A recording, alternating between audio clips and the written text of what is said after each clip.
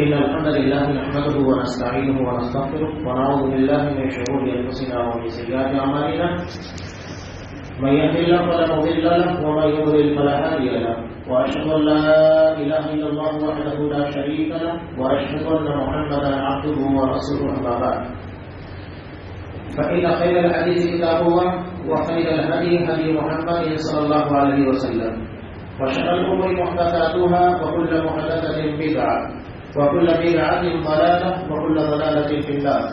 أعوذ بالله السميع العليم من الشيطان الرجيم. بسم الله الرحمن الرحيم. يا أيها الذين آمنوا اتقوا الله حق تقاته ولا تموتن إلا وأنتم مسلمون. يا أيها الناس اتقوا ربكم الذي خلقكم من نفس واحدة وخلق منها زوجها وبث منهما رجالا كثيرا ونساء واتقوا الله الذي تساءلون به والأرحام إن الله كان عليكم رقيبا. يا أيها الذين آمنوا اتقوا الله وقولوا قولا سديدا يصلح لكم أعمالكم ويغفر لكم ذنوبكم ومن يطع الله ورسوله فقد فاز فوزا عظيما. وقال بسم الله الرحمن الرحيم. قاف والقرآن المجيد بل علموا أن جاءهم منذر منهم فقال الكافرون هذا شيء عجيب أإذا متنا وكنا ترابا ذلك رجع بعيد قد علمنا ما تنقص الأرض منهم وعندنا كتاب حفيظ بل كذبوا بالحق لما جاءهم فهم في أمر مريج أفلم ينظروا إلى السماء فوقهم كيف بنيناها وزيناها وما لها من فروج والأرض مددناها وألقينا فيها رواسي وأنبتنا فيها من كل زوج بهيج تبصرة وذكرى لكل عبد منيب ونزلنا من السماء ماء مباركا فأنبتنا به جنات وحب الحصيد والنخل باسقات لها طلع نضيد رزقا للعباد وحينا به بلدة ميتا كذلك الخروج كذبت قبلهم قوم نوح وأصحاب الرس وثمود وعاد وفرعون وإخوان لوط وأصحاب الأيكة وقوم تبع كل كذب رسلا فحق وعيد أفعينا بالخلق الأول بل هم في لبس من خلق جديد. وعن أبي هريرة رضي الله تعالى قال قال رسول الله صلى الله عليه وسلم أما الركوع فعظموا فيه الرب وأما السجود فاجتهدوا في الدعاء فقليل أن يستجاب لكم. رواه مسلم في كتاب الصلاة. وعن أبي بن كعب رضي الله تعالى عنه قال قال رسول الله صلى الله عليه وسلم يا أبا المنذر أتدري أي آية من كتاب الله معك أعظم؟ قلت الله ورسوله أعلم. قال يا أبا المنذر أتدري أي آية من كتاب الله معك أعظم؟ قال قلت الله لا إله إلا هو الحي القيوم. فضرب في صدري وقال والله بيدك العلم. رواه مسلم في كتاب الصلاة في كتاب فضائل القرآن.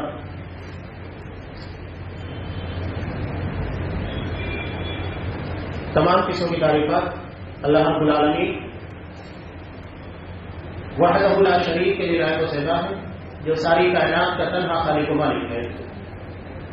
اور بے شمار درود و سلام ہو اللہ کے آخری نبی جناب کریم محمد رسول اللہ صلی اللہ علیہ وسلم کی ذات مقدسہ پر. محترم سامعین عزیز بہنوں، نماز کے تعلق سے کہ نبی کریم صلی اللہ علیہ وسلم نے اس کی بالکل ابتدا جو کی اس کے مقصد کو بتانے کے لیے کہ نماز بے حیائی، بے شرمی اور خلاف شریعت کاموں سے روکتی ہے. اس کی تمہید اس بات سے قائم کی گئی کہ اللہ سے گناہ اور اپنے درمیان بعد المشرقین مغرب اور مشرق کی طرح دوری طلب کی جاتی ہے. اللہ سے اپنے گناہوں کی مغفرت کو طلب کیا جاتا ہے، اسے صاف کرنے کی دعا کی جاتی ہے. نماز کا ایک اہم رکن ہے رکوع، جس کا مطلب ہوتا ہے جھکنا. انسان کسی کے بھی سامنے جھکتا ہے تو اس کی عظمت کی بنیاد پر. اس لیے آپ صلی اللہ علیہ وسلم نے کہا اما الرکوع فعظموا فیہ الرب. رکوع میں اپنے رب کی عظمت بیان کرو، اس لیے کہ انسان عظمتوں کے سامنے جھکتا ہے۔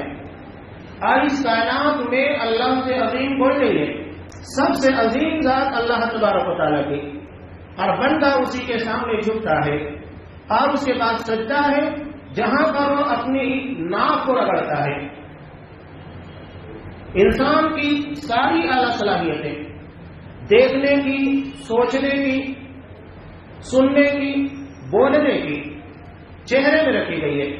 چہرہ انسان کا اشرف ترین مقام ہے، اسی کو اللہ کے سامنے لا کر ٹیکنا ہوتا ہے، یعنی انسان اپنی ساری اعلیٰ صلاحیتوں کو اس کے عطا کرنے والے کے سامنے ٹیکتا ہے، ناک رگڑتا ہے، جسے ہم اپنی زبان میں کہتے ہیں۔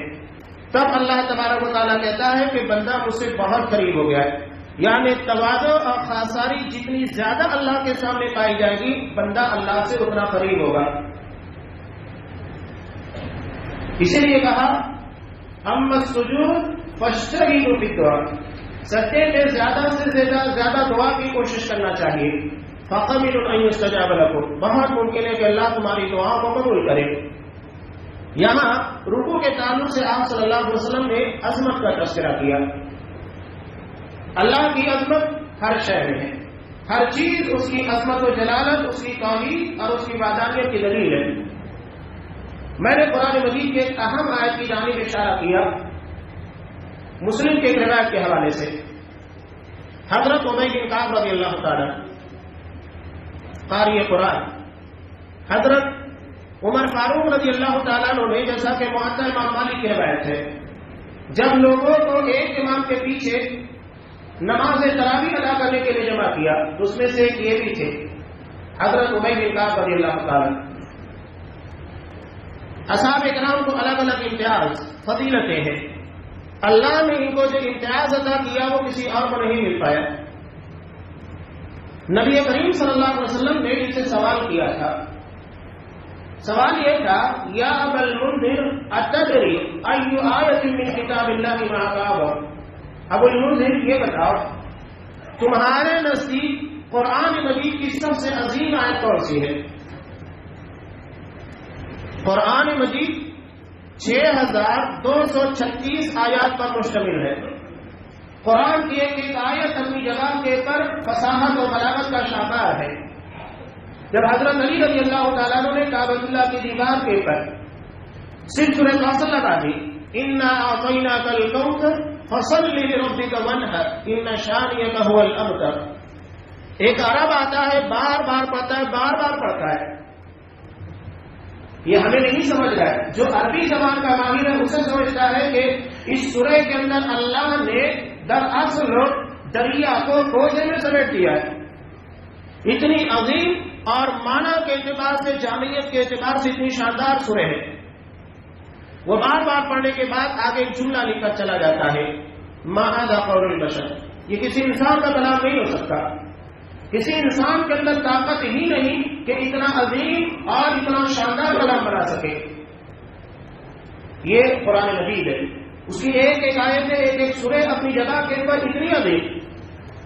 اب 6236 آیتوں میں سے ایک آیت کو تلاش کرنا جو قرآن مجید کی عظیم ترین آیت ہو، آسان کام نہیں ہے۔ اس کا مطلب یہ ہے کہ قرآن مجید کے اوپر گہرا تدبر، اس کے احکامات، اس کی جامعیت، اس کی فصاحت و بلاغت کے بارے میں گہرا علم ہے، تب یہ کوئی کہہ سکتا ہے۔ اور آپ صلی اللہ علیہ وسلم کا سلیکشن کہ آپ نے اس بارے میں کسی اور صحابی سے نہیں سوال کیا، سوال اس سے کیا جس کے بارے میں آپ کو پتا تھا کہ جواب دے سکتا ہے۔ اب یہاں عام طور سے ایک مسئلہ یہ بھی ہے، عام معلومات کے اندر، اخبارات میں، رسالوں میں قرآن مجید کی آیتوں کے بارے میں کہہ دیا جاتا ہے 6666 ہے۔ آج بہت آسان ہے، قرآن مجید ہمارے سامنے ہے اور سورہ کے اخیر میں آپ کو بتا دیا جاتا ہے کتنی آیتیں ہیں۔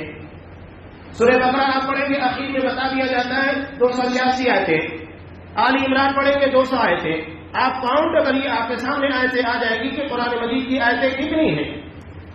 یہ دراصل شیعہ اور رافضی کی طرف سے خاص طور سے پھیلایا گیا ہے کہ قرآن مجید کی اتنی آیتیں جو 6236 کے علاوہ تھیں، نعوذ باللہ اصحاب کرام نے جو حضرت علی رضی اللہ تعالیٰ عنہ کی فضیلت سے متعلق تھی حذف کر دیا ہے۔ اور ہم بھی اسے دھڑلے کے ساتھ بغیر کسی تحقیق کے لے کر لوگوں کے درمیان عام کر رہے. تو یہ قرآن مجید کی آیت ہے. اتنی آیتوں کے درمیان ایک آیت کا سلیکشن کرنا یہ آسان کام نہیں تھا.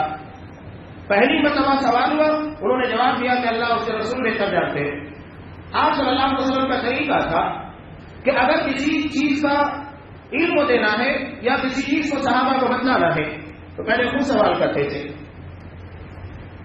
اور سوال کرنے کے بعد جب صحابہ اس کے بارے میں یہ کہتے تھے کہ آپ اور اللہ بہتر جانتا ہے, تب صحابہ کو آپ صلی اللہ علیہ وسلم اس مسئلے کے بارے میں بتاتے. تو پہلی مرتبہ انہوں نے اسی لیے ایسا کیا, لیکن دوبارہ جب یہ سوال ہوا تو حضرت ابی بن کعب رضی اللہ تعالیٰ عنہ سمجھ گئے کہ آپ صلی اللہ علیہ وسلم مجھ سے سوال کر رہے ہیں, مجھ سے جواب طلب کر رہے ہیں. چنانچہ انہوں نے کہا کہ میرے نصیب قرآن مجید کی سب سے عظیم ترین آیت الکرسی ہے. آپ صلی اللہ علیہ وسلم نے سینے پر شاباشی دی اور کہا واللہ لی حنک العلم ابا المنذر, اللہ کی قسم ابو المنذر تمہیں علم مبارک ہو. یہاں مبارکباد اور شاباشی دینے کا طریقہ بتایا جا رہا ہے. عام طور سے ہمارے یہاں اگر کوئی بہترین کام کرتا ہے, بچہ بہترین رزلٹ لے کر آتا ہے, پیٹھ تھپتھپائی جاتی ہے. جبکہ مخزن علم جہاں اللہ نے علم کا خزانہ رکھا ہے وہ سینہ ہے, وہ دل ہے, پیٹھ نہیں ہے. تو آپ صلی اللہ علیہ وسلم نے جس جگہ سے جواب دیا گیا جہاں سے انسان نے اتنا بہترین علم حاصل کیا اس جگہ کے اوپر شاباشی دی. یہ سنت طریقہ ہے, پیٹھ نہیں سینے کو تھپتھپایا جاتا ہے. حضرت ابی بن کعب رضی اللہ تعالیٰ نے جو جواب دیا, اور اسی کے حدیث میں آپ کو بیان کر دوں کہ اللہ تبارک و تعالیٰ نے اس علم کی بنیاد پر قرآن مجید سے گہرا لگا ہونے کی وجہ سے انہیں کیا اعزاز عطا کیا. ایک صحابی کے بارے میں اللہ نے کتنا بڑا اعزاز عطا کیا, مسلم کی ہی دوسرے بخاری کی روایت میں ہے. حضرت انس رضی اللہ تعالیٰ عنہ سے مروی کہ جب آپ صلی اللہ علیہ وسلم کے پر سورہ بینہ لم یکن الذین کفروا من اہل الکتاب یہ سورہ نازل ہوئی, تو آپ صلی اللہ علیہ وسلم نے حضرت ابی بن کعب رضی اللہ تعالیٰ عنہ کو بلایا, کہا ان اللہ امرنی ان اتلو علیک لم یکن الذین کفروا من اہل الکتاب, کہ اللہ نے مجھے اس بات کا حکم دیا ہے کہ سورہ بینہ کی تلاوت تمہارے اوپر کرو. حضرت ابی بن کعب رضی اللہ تعالیٰ عنہ حیرت میں پڑ گئے, کہا اللہ سمانی, اللہ نے میرا نام دیا ہے. آپ صلی اللہ علیہ وسلم نے کہا کہ اللہ نے تمہارا نام دیا ہے.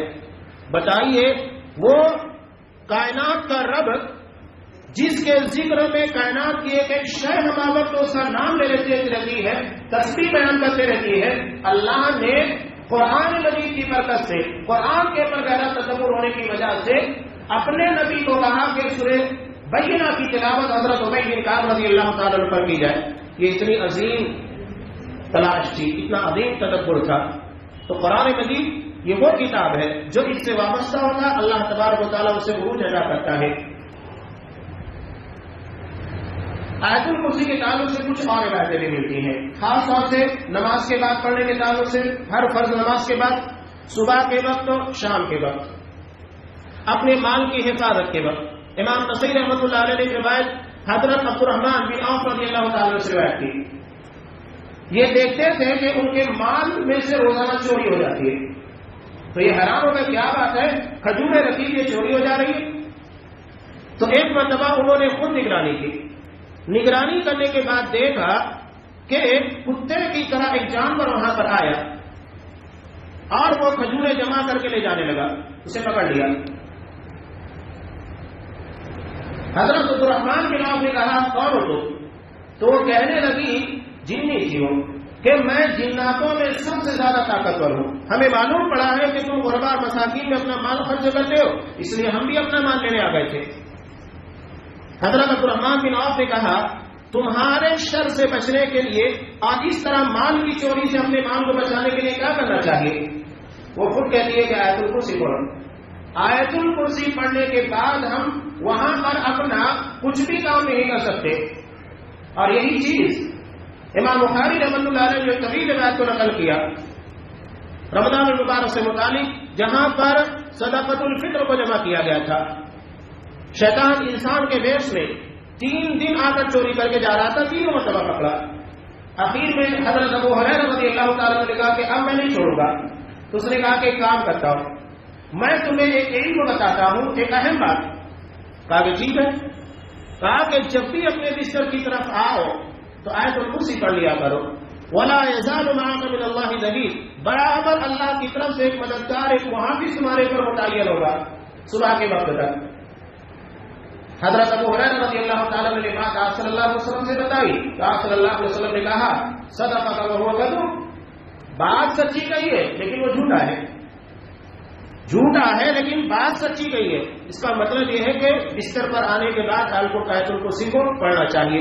یہ چند اہم جگہ جا کر پڑھنا ہے. ایک بات اور، سورتوں میں سورۃ الاخلاص کو جو اہمیت حاصل ہے کہ آپ صلی اللہ علیہ وسلم نے کہا تعدیل ثلث القرآن، یہ 1/3 قرآن مجید کے برابر ہے. یہ سورتوں کے اندر ہے. اور آیتوں میں جو فضیلت حاصل ہے وہ آیت الکرسی کو ہے. آیت الکرسی میں اللہ نے اپنی عظمت اور جلالت کا تذکرہ کیا ہے. جب اللہ نے کہا نبی کریم صلی اللہ علیہ وسلم کی زبانی کے رکوع میں، یعنی جس کے سامنے جھکنا ہے اس کی عظمت کو بیان کرنا ہے، تو اس کی عظمت بیان کرنے والی سب سے بہترین آیت آیت الکرسی ہے. اس میں 10 اہم چیزوں کا تذکرہ کیا گیا ہے اور ساری چیزیں آ کر منسلک ہو جاتی ہے وَهُوَ الْعَلِيُّ الْعَظِيمُ سے، کہ اللہ علی ہے، سب سے بلند ہے، عظیم ہے، سب سے زیادہ عظمتوں والا ہے. یہ دراصل پوری آیت کا نچوڑ ہے اور وہی چیز ہے جو ہمیں رکوع کے اندر حکم دیا گیا ہے کہ اللہ کی عظمت کو بیان کیا جائے. سبحان ربی العظیم. اللہ نے سب سے پہلے مقدمہ قائم کیا، عنوان قائم کیا، اللہ لا الہ الا ہو، اللہ کے سوا عبادت کے لائق کوئی نہیں. اب اللہ اس کے پر دلیلیں دیتے جا رہا ہے کہ اللہ ہی اگر عبادت کے لائق ہے تو کیا دلیلیں ہیں، کیا پروف ہے کہ صرف اسی کی عبادت کی جائے. سب سے پہلی اور اہم 2 دلیلیں قرآن مجید نے تذکرہ کیا. الحی القیوم، اللہ ہمیشہ سے زندہ ہے، ہمیشہ زندہ رہے گا. وہ قیوم ہے، پوری کائنات کے نظام کو سنبھالنے والا. اگر ایک لمحے کے لیے بھی اللہ اپنا قیومیت اور اس صفت سے اپنے آپ کو الگ کر دے، پوری کائنات کا ہم برہم ہو جائے. تو الحی القیوم. اب یہاں ایک مسئلہ یہ بھی ہے کہ جنت میں جانے کے بعد سارے جنتیوں کی جو زندگی ہوگی وہ جاویدانی ہوگی، انہیں کبھی موت آنے والی نہیں ہے. بہت بڑا فرق ہے اللہ کے ہمیشہ زندہ ہونے اور انسانوں کے ہمیشہ زندہ رہنے میں. اللہ کی جو زندگی ہے وہ ذاتی ہے اور ہمیں جو وہاں انشاءاللہ عطا کی جائے گی یہ عطائی ہوگی، اللہ کی طرف سے بخشی ہوئی. ذاتی اور عطائی میں بہت بڑا فرق ہوتا ہے. اور اللہ تبارک و تعالیٰ ہمیشہ سے زندہ ہے. ہم تو اس دنیا میں تھے نہیں، اللہ نے ہم کو عدم سے وجود بخشا. ایک ایک چیز کو عدم سے وجود میں لایا جاتا ہے. یہ خود اس بات کی دلیل ہے کہ انسان یا اللہ کے سوا جو ہے وہ ہمیشہ زندہ نہیں رہ سکتے، نہ ہمیشہ زندہ ہے. اب یہاں جیسے جیسے آیت پڑھتے جائیں گے سوالات ذہن و دماغ کے اندر اٹھتے ہیں.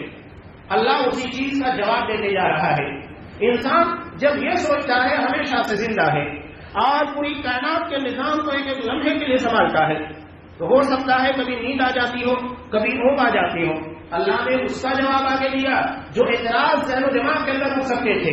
کہا کہ لا تأخذہ سنۃ ولا نوم، اللہ کو نہ تو اونگ آتی ہے اور نہ نیند آتی ہے. یہ ساری چیزوں سے اللہ تبارک و تعالیٰ کی ذات مبرہ ہے. اب اللہ اس کائنات کے بارے میں کہ اللہ ملکیت پراپرٹی کے اعتبار سے کیسا ہے. انسان کو دنیا میں اگر کسی کی پراپرٹی دیکھ لیتا ہے کہ ہاں اللہ نے بڑا عطا کیا ہے تو اس کے سامنے سر مسعود ہو جاتا ہے، جھکنا شروع کر دیتا ہے. یہ ہمارے مزاج بنا ہوا ہے.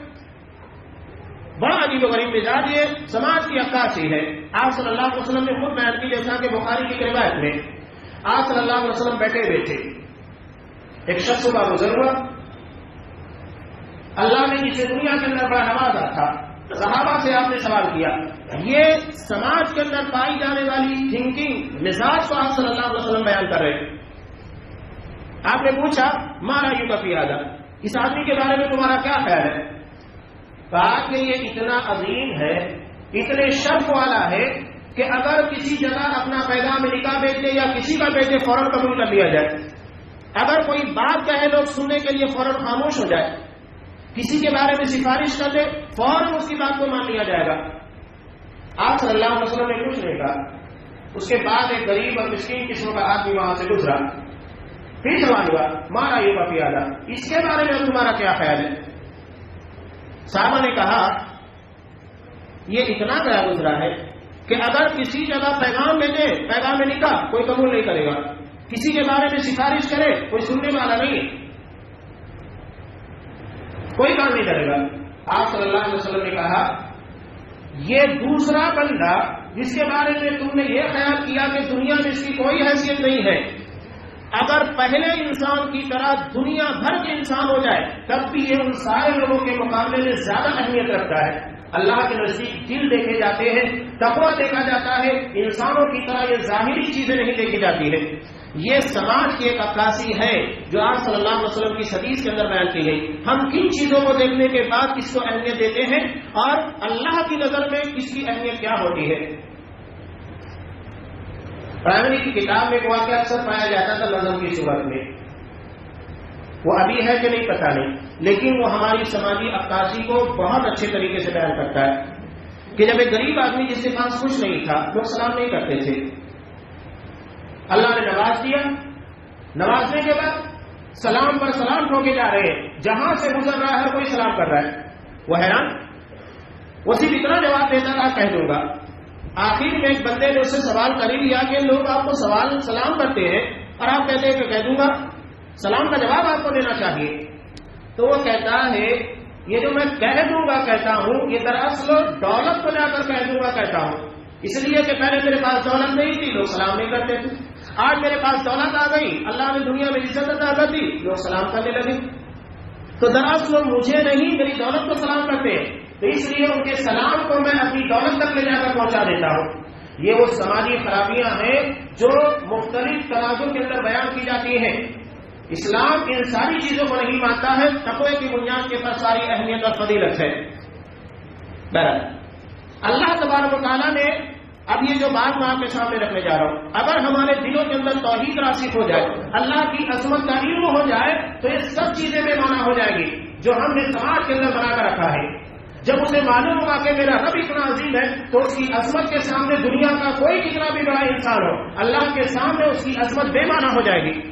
ہم کسی کو دنیا میں اس لیے قابل احترام بنا دیتے ہیں، حد سے زیادہ غلو کی حد تک لے جاتے ہیں کہ اللہ کی توحید، اللہ کی عظمت ہمیں سمجھ میں نہیں آتی ہے.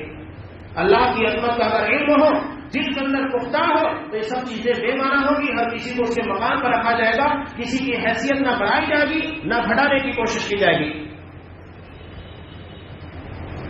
اللہ نے کہا لہو ما فی السماوات و ما فی الارض، آسمان و زمین کی جتنی چیزیں ہیں سب اللہ کی ہے. قرآن مجید میں جملہ بار بار آپ کو ملے گا، سینکڑوں مقامات کے پر اس آیت کے ٹکڑے میں استعمال کیا گیا ہے. اس کا مطلب کیا ہے؟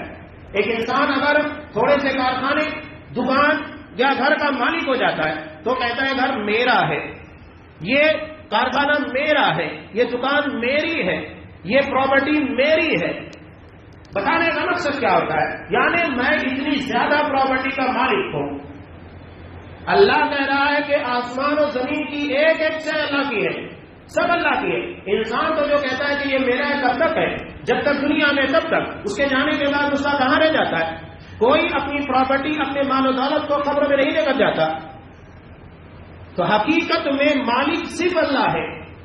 یہ آسمان و زمین بول دیا جاتا ہے، کبھی پتا بھی ہے آسمان و زمین کی وسعت کا علم کیا ہے. ابن حبان وغیرہ کی روایت میں حضرت عبداللہ بن مسعود رضی اللہ تعالیٰ عنہ سے مروی روایت، آپ صلی اللہ علیہ وسلم نے کہا کہ زمین سے لے کر پہلے آسمان تک 500 سالوں کا فاصلہ ہے. اب یہ کس سے سفر کیا جائے، پلین سے یا کسی اور چیز کے ذریعے، راکٹ کے ذریعے، یہ اللہ بہتر جانتا ہے. کہنے کا مطلب یہ کہ انسان تصور نہیں کر سکتا ہے اتنا فاصلہ ہے آسمان اور زمین کے درمیان، 500 سال لگ جائے. اور یہی فاصلہ پہلے آسمان سے دوسرے آسمان تک، اور یہ 7 آسمان کے درمیان اتنے ہی فاصلے ہیں. اور 7ویں آسمان سے اللہ کی کرسی تک 500 سال کا فاصلہ، اللہ کی کرسی سے لے کر عرش تک 500 سال کا فاصلہ، اور وہاں سے لے کر آپ اندازہ لگائیے اللہ کی ذات ان ساری چیزوں کے اوپر ہے. اللہ عرشوں کے اوپر مستوی ہے، عرش پر نہیں، عرشوں کے اوپر ہے. یہ ہے اللہ تبارک و تعالیٰ. ایک جملہ بار بار نماز میں بھی ہم ادا کرتے ہیں. نماز کا ایک ایک رکن زیادہ تر اسی الفاظ کے اوپر، اسی جملے کے اوپر ہوتا ہے اللہ اکبر. اللہ ہر چیز سے بڑا ہے. یہ دراصل کائنات کی سب سے بڑی سچائی ہے جس کو بیان کیا جاتا ہے ہر موقع کے پر. اسی کو ہم نعرہ تکبیر کہتے ہیں اور اسی کو توحید کہتے ہیں. اللہ سب سے بڑا ہے. سائنسوں کے اندر آپ پڑھتے ہیں کہ کوئی بھی چیز بغیر حرکت کے اپنی جگہ سے ہل نہیں سکتی. اگر کوئی یہ کہے کہ گاڑی اپنی جگہ پر کھڑی تھی بغیر کسی حرکت کیے اپنے آپ آگے بڑھ گئی، کوئی نہیں مانے گا. دوسری بات، محرک زیادہ طاقتور ہونا چاہیے. اگر میں یہ دعویٰ کروں کہ اس پوری مسجد کو اپنی جگہ سے دھکا دے کر ایک ہی آگے بڑھا سکتا ہوں، دنیا کا کوئی انسان نہیں مانے گا. اس لیے کہ محرک حرکت دینے والا بہت کمزور ہے. اس کا مطلب یہ کہ محرک زیادہ طاقتور ہوتا ہے جس چیز کو حرکت دی جا رہی ہے اس کے مقابلے میں.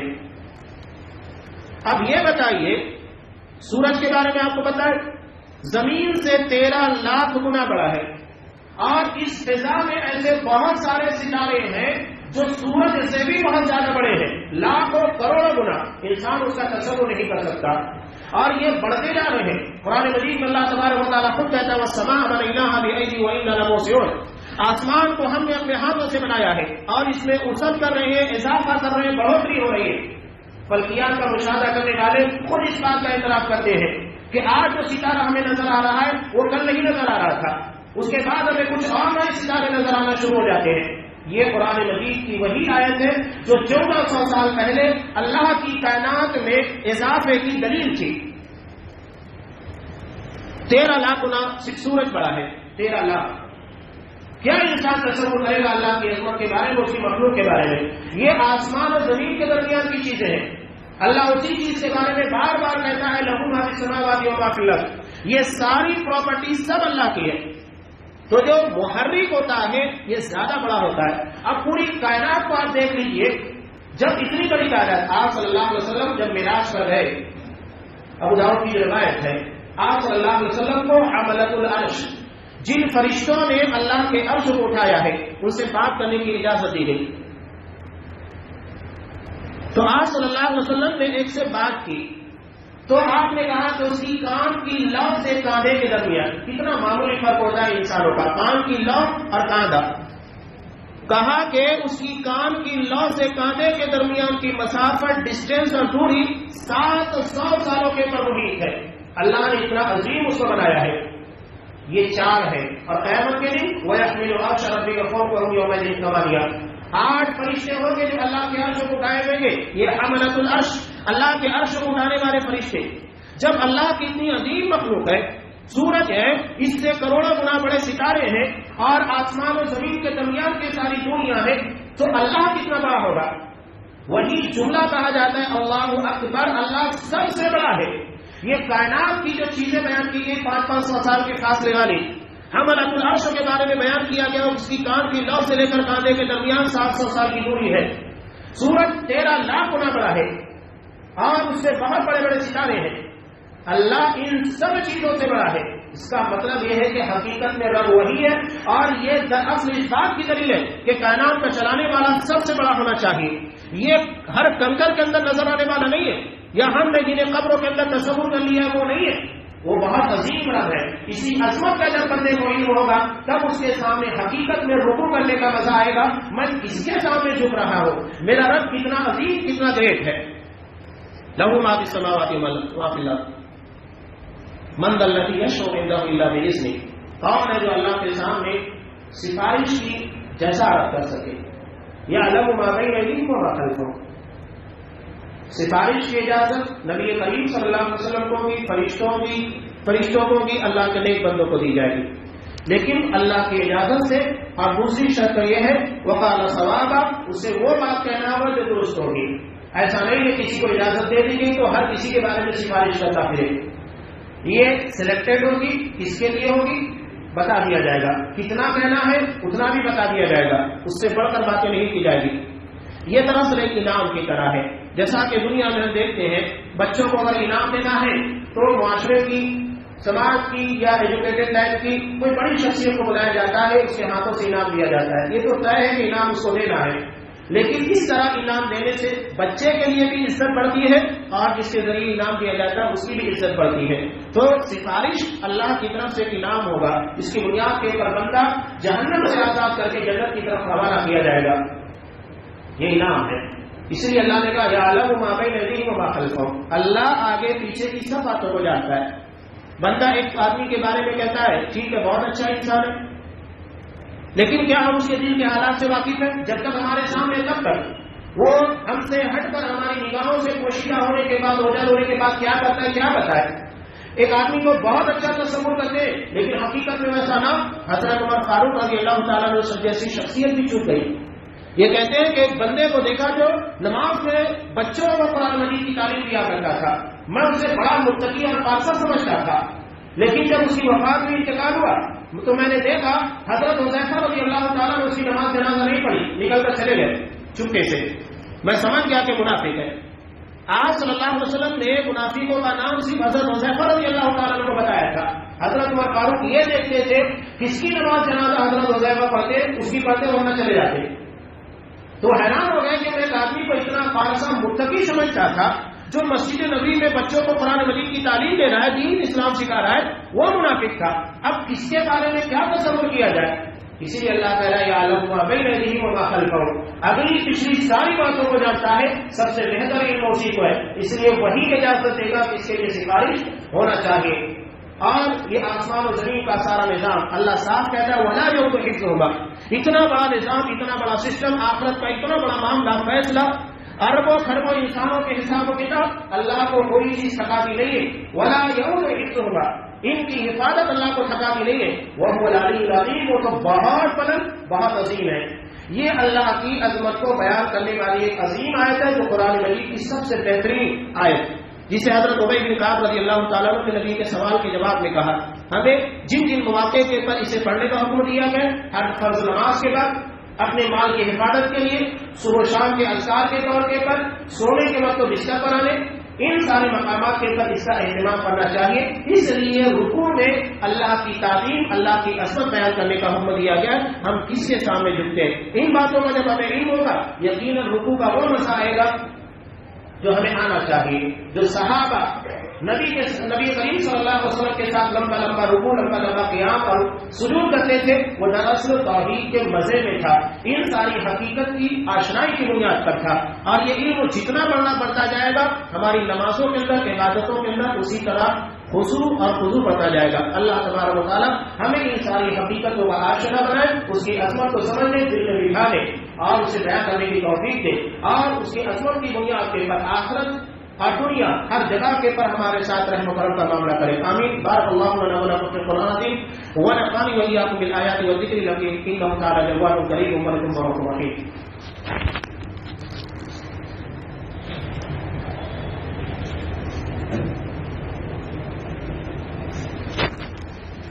إن الحمد لله نحمده ونستعينه ونستغفره ونعوذ بالله من شرور أنفسنا ومن سيئات أعمالنا، من يهد الله فلا مضل له ومن يضلل فلا هادي له، وأشهد أن لا إله إلا الله وحده لا شريك له، وأشهد أن محمدا عبده ورسوله، أما بعد فإن خير الحديث كتاب الله وخير الهدي هدي محمد صلى الله عليه وسلم، وشر الأمور محدثاتها وكل محدثة بدعة وكل بدعة ضلالة وكل ضلالة في النار۔ أعوذ بالله السميع العليم من الشيطان الرجيم، إن الله يأمر بالعدل والإحسان وإيتاء ذي القربى وينهى عن الفحشاء والمنكر والبغي يعظكم لعلكم تذكرون، اذكروا الله يذكركم وادعوه يستجب لكم ولذكر الله تعالى أعظم وأكبر۔